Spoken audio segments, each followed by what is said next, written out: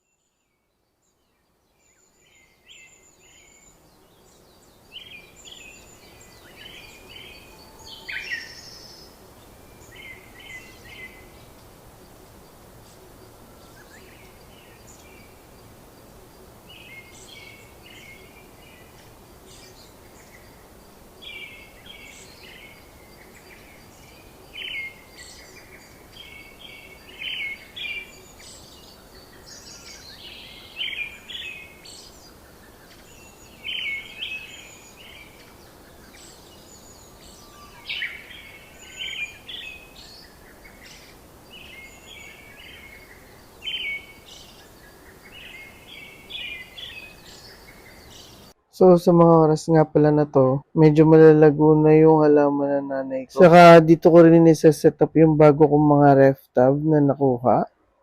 Nabili pala ng tatay ko kapalit ng isda rin. Yes po, tama po kayo narinig, kapalit ay isda sa ref tub na 2 peraso. And then nakakatuwa pa rito, tuwan-tuwa yung mga bata na pagbigyan ng tatay ko nito. So yun lamang guys, happy fish keeping. This is Tom and Fish Yo.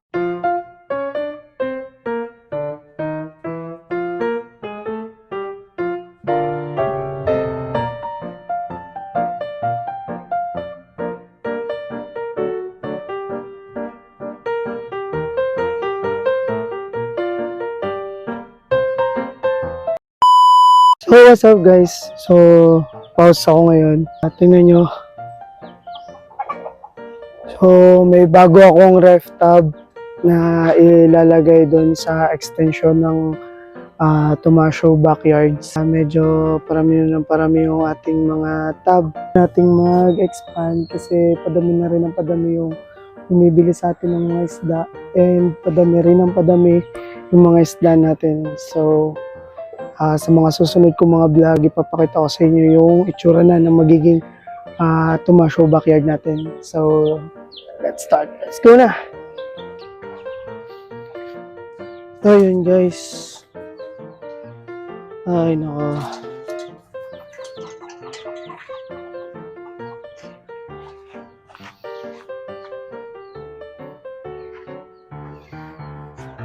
Lilinisin ko pa pala to.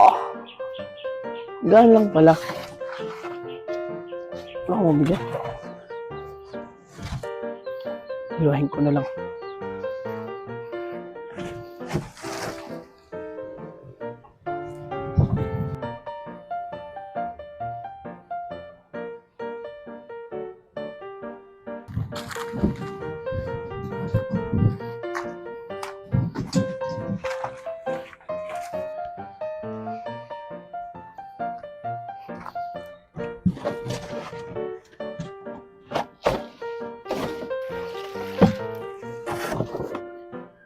Linisin ko muna.